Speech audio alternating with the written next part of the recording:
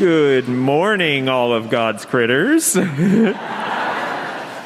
My name is Justin Wilson. I use he, him pronouns, and it is my pleasure to welcome you to this service at the First Universalist Church of Rochester here this morning.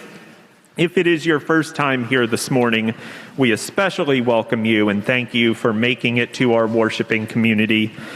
We invite everybody to remain after for coffee hour for further service and connection in the Claire Barton Lounge behind me or online in the same Zoom link. There is a visitor's form that can be found on the back of your order of service or by clicking the link in the chat. We invite you to fill this out so we can offer you a welcome beyond what we can this Sunday morning and so you can stay up to date as to what's going on here at the church. Just a reminder, if you have a big joy or sorrow in your heart this morning, we invite you to write it in the notebook here on the chancel or in the Zoom chat anytime before the chalice is lit. So now would be a pretty good time to do that. Some announcements. I'll turn your attention to the order of service announcement section. The service auction is coming up quick, February 1st. We still need some volunteers, so see Ann Rohde, or if you can't find her, you can see me, and we'll make sure to get you connected.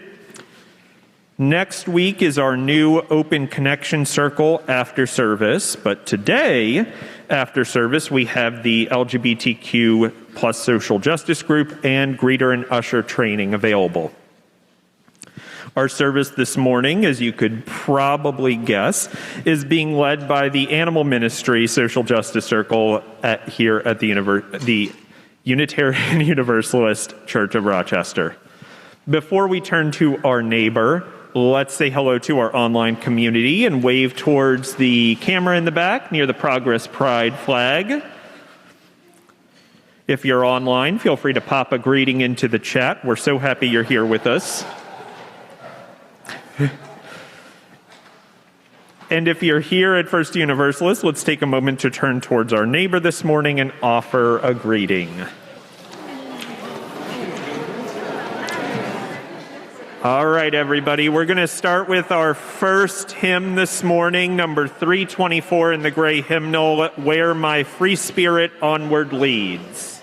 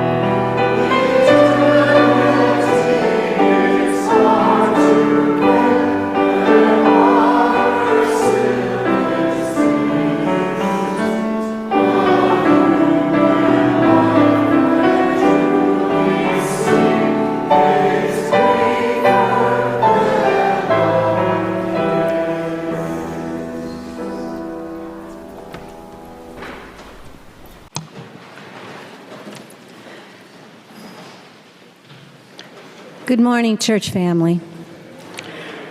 I am Kitty Forbush, she, her, and I am your worship associate for this morning. 18 years ago, when I entered the rooms of AA for recovery from alcoholism, I was encouraged by my sponsor to find my higher power, an entity that I could call on to help me to forgive, let go, and persevere one day at a time. I had absolutely no idea what that meant to me, as I had given up on the idea of God in my life a long time ago. You know, in AA we have a lot of sayings. Meeting makers make it, Let go or be dragged, wait for the miracle, easy does it, keep it simple, progress not perfection. Short but useful to stay focused on 12-step work. But then I heard this one. Dog is God, spelled backwards. That was it. My then 2-year-old white English lab named Lucky was it, my higher power. He was waiting for me every time I opened the door, with his tail wagging furiously, his tongue licking my face and hands, dancing and prancing around the kitchen, showing his complete, uncomplicated, non-judgmental, unconditional love for me. He helped me to stay focused on recovery and on my sobriety. I had to put him down when he was 14. I wear a little necklace around my neck that says Lucky on it with a little paw. I'm still not over it. By then, he had cataracts, he was deaf, his back end was sagging, and due to old age, paralyzed vocal cords, his bark sounded like a raspy squeak. Kind of sounds like me. But he still loved me in that delicious way, always glad to see me, trusting me to care for him as he had cared for me. I read somewhere that the very best therapists have 4 legs and fur. Ain't that the truth? We are here today to honor the furry, feathered, gilled, running, climbing, slithering, crawling, flying, swimming beings that we inhabit the earth with, and recognize the dignity and respect they deserve. So come, let us worship together. As Sarah Barford comes forward to light our chalice at First Universalist, and you light a chalice in your own homes, please join me in our chalice lighting words, spoken in unison and on the screen. May we be a people of welcome, here to grow in heart and mind and spirit, and may we reach out to serve our community. Please now rise in body or in spirit for our affirmation of faith. Love is the doctrine of this church. The quest for truth is its sacrament, and service is its prayer. To dwell together in peace, to seek knowledge and freedom, to serve humanity and fellowship, to the end that all souls shall grow into harmony with the source and meaning of life. Thus do we covenant with each other and with all. You can be seated. I invite you now into the spiritual practice of generosity. The good work of this church is funded by the gifts you give.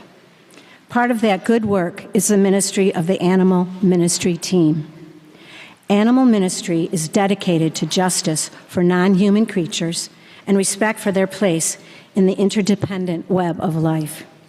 Would the members of Animal Ministry present raise your hands, here or online? We are so grateful for your contributions to the life of the church and the needs of the world. Let us give with grateful hearts this morning. Please place your offering in the offering basket or give online by scanning the QR code on the back of your order of service. This is also a great time to place visitors' forms in the offering basket. For folks online, please click the link in the chat to give to First Universalist Church. Thank you for your generosity. This morning's offering will now be gratefully received. The music for this morning's offering will be a little different. We're going to sing number 292 all together, but since it's a hymn we don't often sing, the choir is going to sing it through first. A few of the members are going to come up and sing it for you, and then you can sing it. We can sing it all together. Number 292.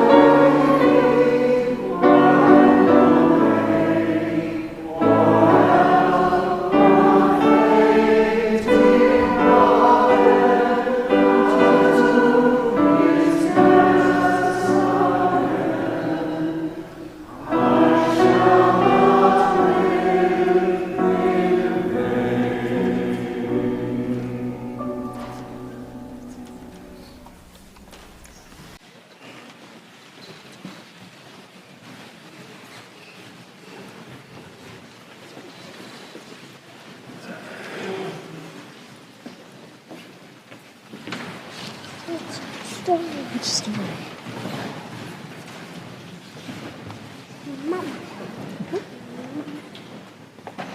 Okay.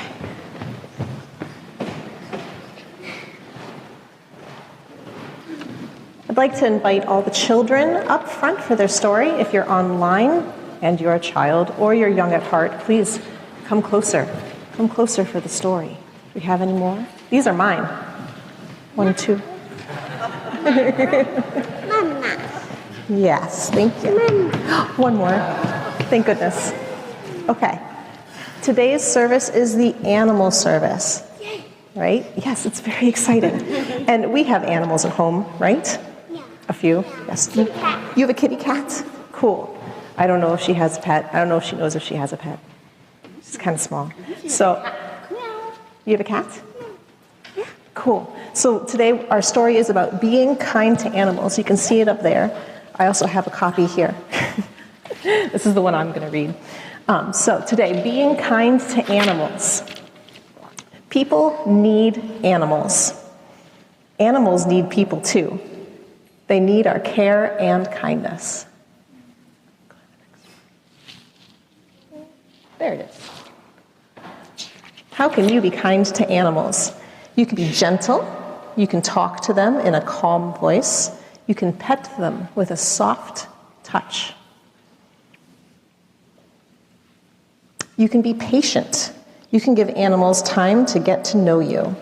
You can wait to pet them until they come to you. You can keep animals healthy. You can make sure they have food and water. Yeah, you see? Cat. Yeah. You can give them safe places to sleep. Okay.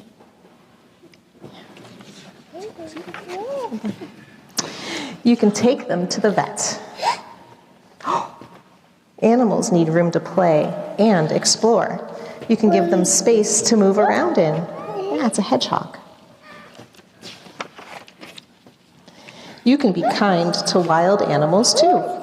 Being too close or too loud can scare them, so watch them quietly from a distance. See, eating food made for people or pets can make wild animals sick, so don't feed them. That's a chipmunk. Yeah, it's up there too. Yeah. Wild animals that are sick or hurt can be scared or angry, so stay away from them. Ask an adult for help instead. What's that? I don't know what that is. Is it a chinchilla? Okay. How can you be kind to all animals? You can learn more about them. Then you'll know what animals need to be healthy, safe, and happy. You can take care of our planet. Then animals can have a safe, healthy world to live in. What's the best thing about being kind to animals? You might just make a new friend.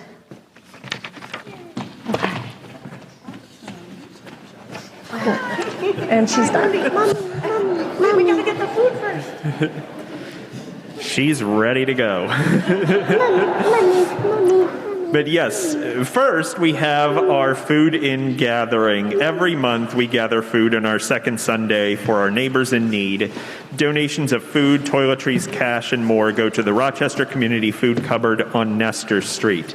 So before we sing our doxology, or as we get ready to, if there are helpers that want to help gather food from out in the pews and bring it up here to the baskets up front, we have lots of helpers today. Thank you.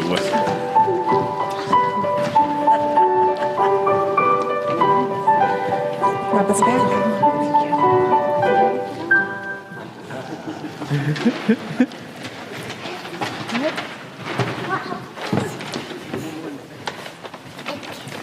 Still got one more in the back there, I think. Yep. Thank you, Howard. All right, if there are any children or young ones that are ready to go to RE, you can join Michelle over here by the door as we rise in body or spirit for our doxology.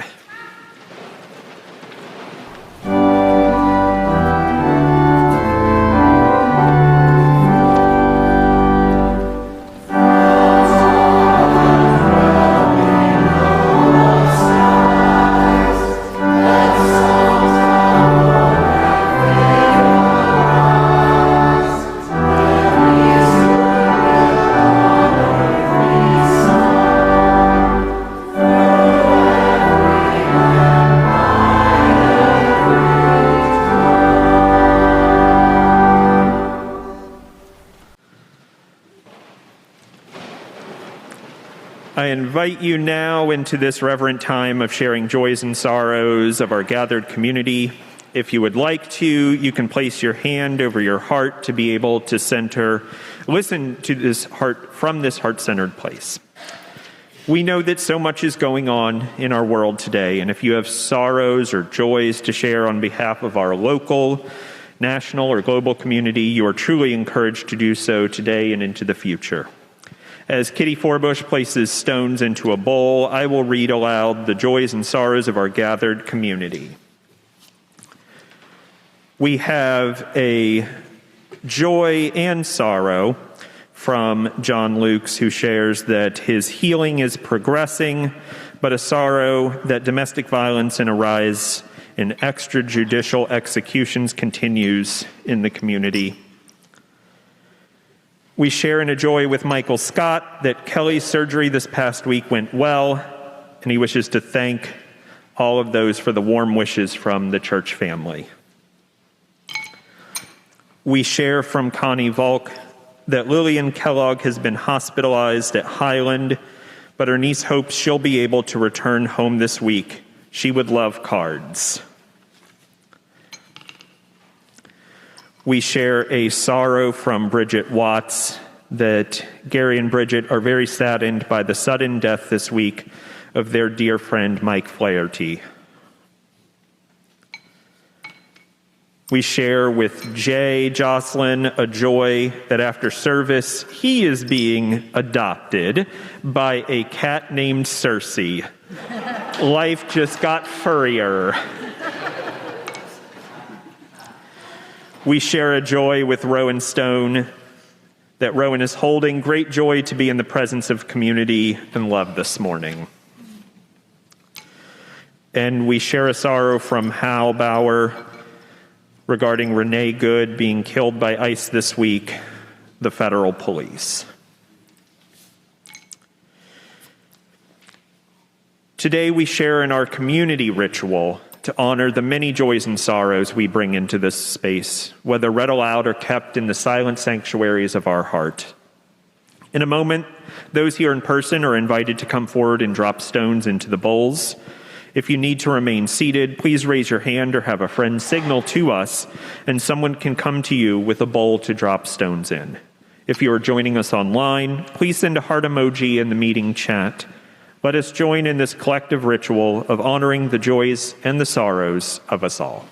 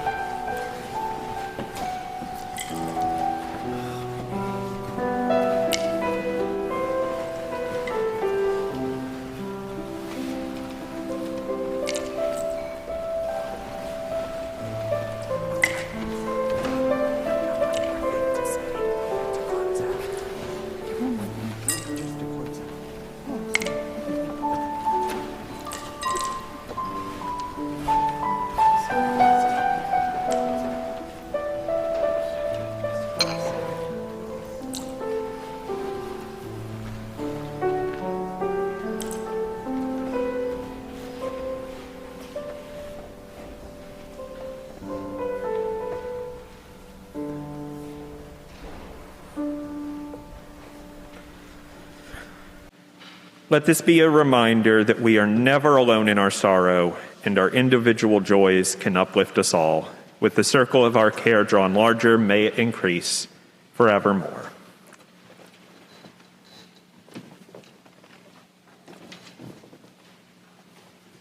Please join me in a spirit of meditation. Spirit of life, we know we live in interdependence with all species. Let us lift up our grief, our gratitude, and our hope for our fellow non-human beings. If there is an animal or species of animal for whom you hold grief, maybe a pet who's passed on, or you fear for the future of a species, I invite you to lift up their names out loud or in the chat now.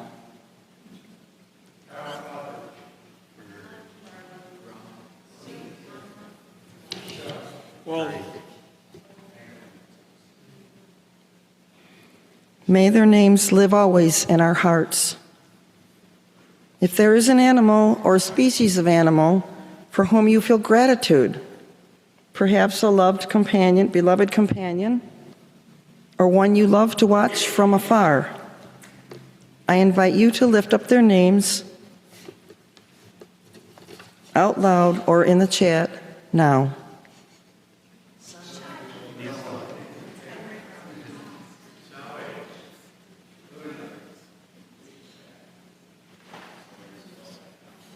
May our gratitude never leave us. If there is an animal or species of animal that brings you hope, perhaps hope in your everyday life or hope for the world, I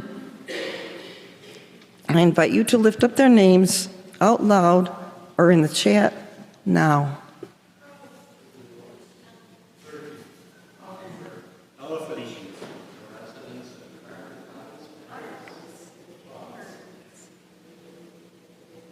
May we continue to grow in love for all animals, all of our days.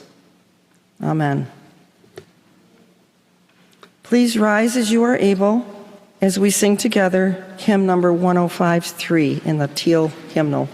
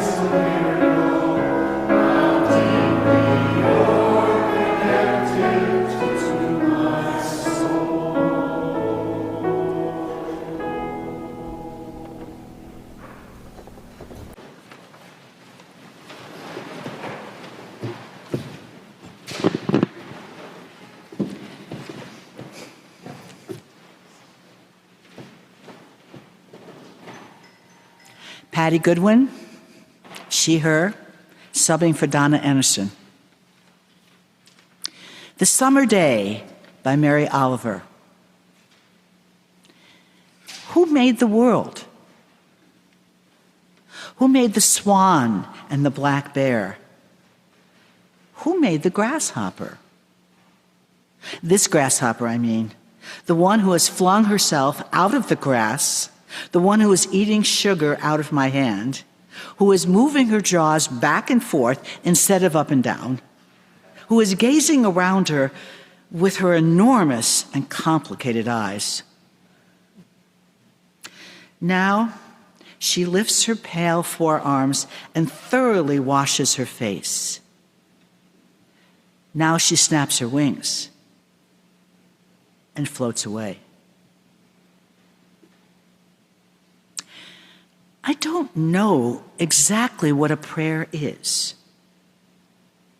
I do know how to pay attention, how to fall down into the grass, how to kneel down in the grass, how to be idle and blessed, how to stroll through the fields, which is what I've been doing all day.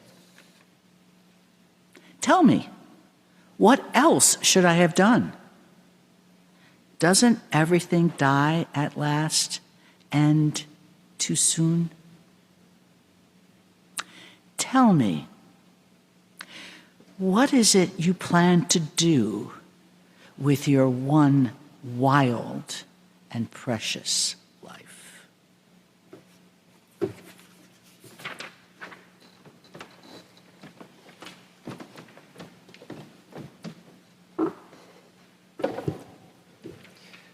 Hello, I'm Adam Durand. My pronouns are he, they. I'm a member of the animal ministry here. I'm vice president of the church's board of trustees. I'm chair of the garden committee. I'm the stained glass window repair person. I'm new co-chair of the stewardship committee. You'll be seeing a lot more of me over the next few months, among some other roles at this church. And it's an honor to be with you here today. I'm here to give a sermon on the animals, but I wanted to take a second to acknowledge the tragic killing of Renee Good this week in Minneapolis by Immigrations and Customs Enforcement.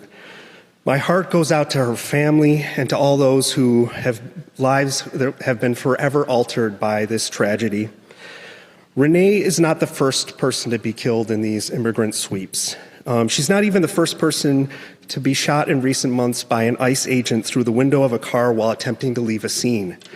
Her name is ringing out through the nation for good reason, and I hold on to hope that a lot of terror can be averted as a result of us standing up together in solidarity against this violence. But one thing I also want to note is that we know her name because she was a white American citizen. Silverio Gonzalez, Jaime Alanis, Roberto Carlos Montoya Valdez, Josue Castro Rivera. These are all fellow humans whose names and stories we should also know, and their names are now circulating more and more due to Renee's tragic death. I make this observation as an example of power, which is a theme that we are contemplating this season. We live under a hierarchy, a caste system, that we are swimming in so deeply that even conscious resistance is not enough to overcome it. It's a filter on the media we consume and even the issues we care about in the first place. So we cannot even talk about animals without talking about the systems of power that are capable of categorizing us and treating any living being, human or non-human, as other, as disposable. If we have eyes and ears and a brain to experience the world, we matter. No matter what country we're born in or the number of legs we have. So our 7 principles can guide us here, and you can find them in your hymnal for reference if you want to follow along, but I'm just going to cover a few of them. Many of them are specific to human relations. The first principle that we have is the inherent worth and dignity of every person. And our second principle is justice, equity, and compassion in human relations. But bringing it back to the animals specifically, one of my favorite aspects of this faith is our 7th principle, respect for the interdependent web of all existence of which we are a part. I thought it was a little corny and too new age when I first heard this line in my 20s, but it's really grown on me over the years. Our faith demands that we dismantle hierarchies, that we recognize and value our fellow travelers, both human and non-human. To me, respect for all existence is radical theology. Embracing everyone beyond just humans is not a common feature of religion. But what do we do with this respect? You might let a bug outside when you find them in your house. And for that, I thank you for your service. You can adopt instead of shop, which Jay is doing today. And just over a year ago, New York State banned the sale of dogs and cats in stores. So this is even much more common now in New York than it was in the past. So these small acts of kindness are great, but how can we truly shift the way we treat animals as a civilization? How can we find power when we live in a world, for example, factory farming is threatening the very web of existence that we care so much about? And where unfortunately 98% of the products you'll find at stores come from factory farmed animals. I wanted to take a look at New York State specifically. New York is in the top 5 of dairy producing states in the country, with over 3,000 dairy farms producing 15 billion pounds of milk a year. In rural areas immediately surrounding the city here sit tens of thousands of hutches filled with tens of thousands of baby calves. You might have seen row and row after hutch as you drive past on the thruway or on a county road. Most folks who see these hutches will mistake them for veal crates, but instead they're used for female calves who will one day be impregnated in order to produce milk. It's the same rough idea, though. Just like veal calves, these are baby cows who have been taken from their mothers, who will be used for food and then disposed of in an uncaring way. And I'll spare you the details to keep this a family-friendly service. Right now, as I'm speaking, they're out there in the cold, chained up. On the coldest night this winter, they will be out there. Nobody I know, even the most full-throated defender of animal agriculture, likes seeing baby cows chained up all winter long. But these hutches are going to become a less common sight in the future. It's not because milk production is dropping in New York State. In fact, a massive dairy plant owned by Coca-Cola just opened in Webster a couple months ago, thanks to New York State and Monroe County tax credits. $64 million of Monroe County funds have been contributed to building this milk processing plant. They're going to need a whole lot more baby cows to keep that plant going. We won't be seeing these hutches in the future, not because they're bringing the calves inside. That wouldn't fix the exploitation in the first place, but it would at least be a blessing to these cows during the cold winter months. But that's not an economical way to raise cows to produce milk. You're no longer going to see these hutches because dairy farms in the area and other large-scale factory farms are building berms, large earth hills, to hide these practices, to even hide the entire facilities from the public. So with these walls going up, these factory farms they're going to stop getting the one-star reviews from New Yorkers distressed by what they're seeing right in front of their eyes. But the cows will still be out there, chained in their little hutches, winter after winter, generation after generation. Our faith calls on us to bear witness to the truths of the suffering around us. As they build walls to hide their actions, it becomes even more important for our own awareness to transcend these walls. I also wanted to talk a little bit about the largest breeder of dogs for animal testing, which is sitting among apple orchards 45 minutes outside of Rochester. There's currently 26,000 beagles crammed into tiny wire mesh cages. These are sweet dogs, and I don't need to tell you much more about how awful their lives are, but they never have a chance of seeing sunshine or running on grass. And you would never know if you drove past. This is in North Rose, New York, and many of us in the animal movement think that they're an easy target, but even the neighbors of this facility don't even know that it's there because it is surrounded by hills and tucked away. So we think that beagle factory farming might actually be banned in our lifetimes because the public is so opposed to it, but the world will need to bear witness first. And bearing witness can actually be very hard. I'm not extremely well known in Rochester, New York, but in the animal rights world, I'm known as the first person to go to jail for rescuing animals from a factory farm. Thanks. So that was 20 years ago. In my case, I saw similarities between the animals we call pets and the animals we call food, and I knew I had to take action along with other activists in the area. So I would serve some jail time for filming at a local egg farm, which was at the time the largest in New York State. Just last year, I was arrested. I faced a 6-figure lawsuit and a bizarre string of government surveillance for filming inside a slaughterhouse owned by one of the largest donors to the MAGA movement. And it's kind of a pain to get arrested. I'm not planning on putting my camera down anytime soon, and I plan this year to bear witness with other Unitarian Universalists inside a beagle breeding facility. We're going to get out as many dogs as we can. The good news is you don't have to put your body at risk to help animals. I'm sure a lot of you are breathing a sigh of relief right now. Simply taking moments to think about the lives you touch every day, how each product makes it onto your plate or into your wardrobe or your medicine cabinet can be enough to change the world. Capitalism renders us largely powerless to change things unless we join together in boycott, in solidarity. We have power in unity. If we respect animals, the power we have over them should not be seen as permission to act towards them however we like. Naturalist Henry Beston wrote 100 years ago that animals are not brethren, they are not underlings, they are other nations, caught with ourselves in the net of life and time, fellow prisoners of the splendor and travail of the earth.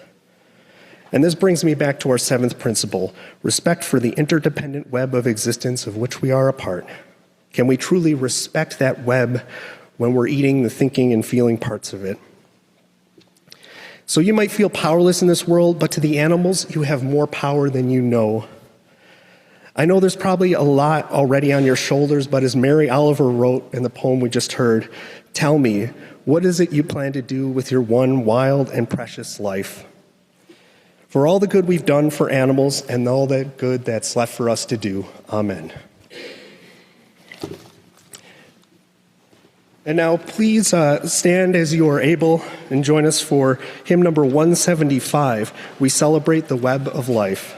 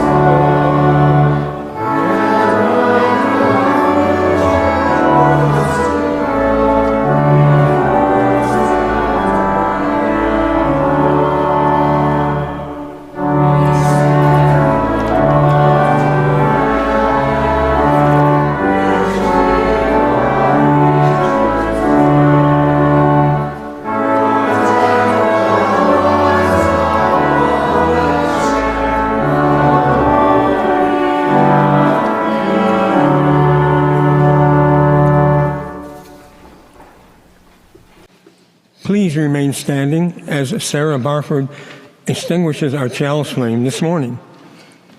Let us read together the words printed on the screen.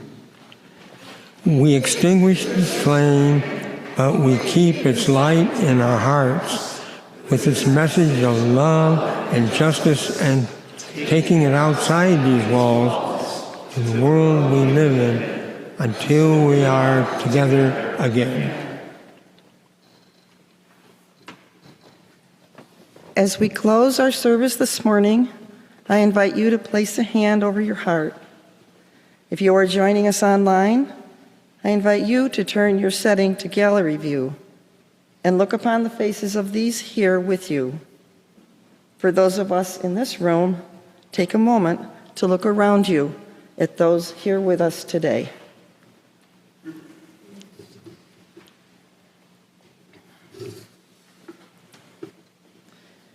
In the words of Albert Schweitzer, Think occasionally of the suffering of which you spare yourself the sight. For animals that are overworked, underfed, and cruelly treated. For all wistful creatures in captivity that beat their wings against bars. For any that are hunted, or lost, or deserted, or frightened, or hungry. For all that must be put to death. And for those who deal with them, we ask a heart of compassion and gentle hands and kindly words. Everyone is invited to join us for coffee hour immediately after the service in the Claire Barton Lounge or online in the current Zoom meeting. We hope to see you there. But first, you are all invited to remain seated and hear the story of Larry the polar bear. Thank you.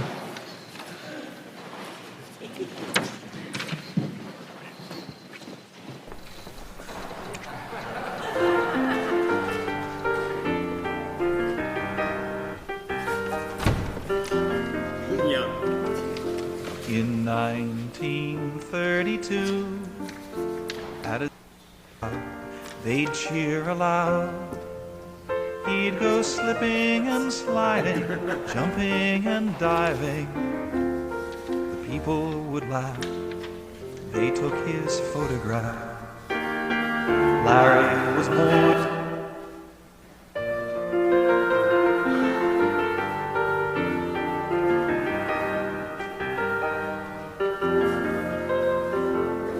In 1932, at a zoo in Los Angeles, a polar bear named Larry performed for the crowd. They'd cheer aloud. He'd go slipping and sliding, jumping and diving. The people would laugh. They took his photograph. Larry was born at the zoo.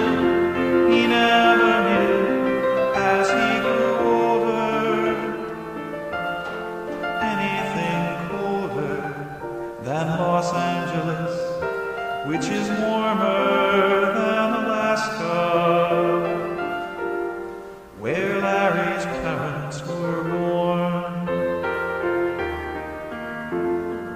Larry the polar bear, he never harmed on a child's head. He'd do tricks for them at the Los Angeles Zoo, as he'd been taught to by his keeper, Fran. Fran would teach him new tricks, a funny pose, scratching his nose. He knew there'd be a fish at the end. Fran was his friend. One day she said, Larry, you'll be in the movies with real movie stars and a few simple tricks and lots of fish to be filmed on location in Alaska. And so they rehearsed for Larry's big scene. He was supposed to be mean and growl like a woman who was rescued by a man who scared him away. It was stupid, but fun to do. The director would frown and jump up and down, kind of like the chimps at the zoo. Larry the polar bear, he'd never harm a hair on a child's head. He'd do tricks for them at the Los Angeles Zoo, as he'd been taught to by his keeper, Fran. At last came the day of the trip. They put Larry in a crate, 12 foot by 8, and he sailed aboard the steamship.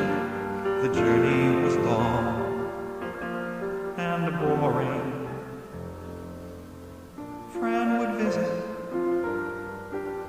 She'd talk to him and bring him his favorite fish. Then the noise and the rumbling stopped, and they lowered him down, set the crate on the frozen ground, and opened it.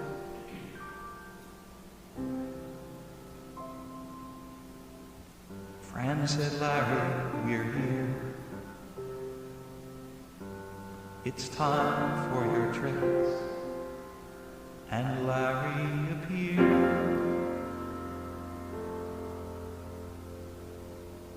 He looked out at the gray barren sea. He squinted and puzzled, put his nose to the wind, and the scent of the seal made him tremble.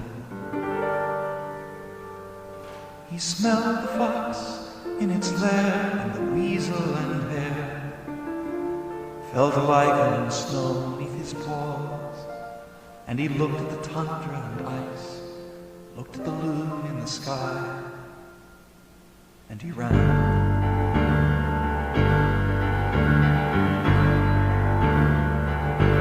Slowly at first, kind of lumbering, he ran, gathering speed, gathering memories from within. Old and dim, growing stronger, to run and to swim, to dive and to